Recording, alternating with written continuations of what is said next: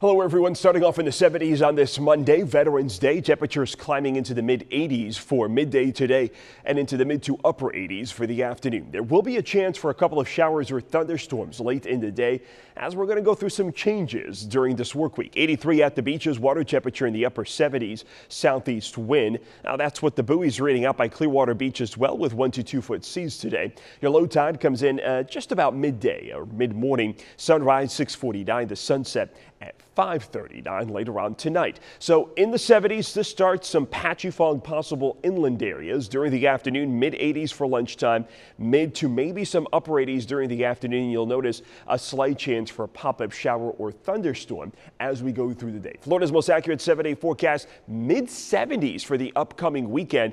That change comes in on Thursday with showers and storms and dropping temperatures. Highs on Friday may stay in the 60s.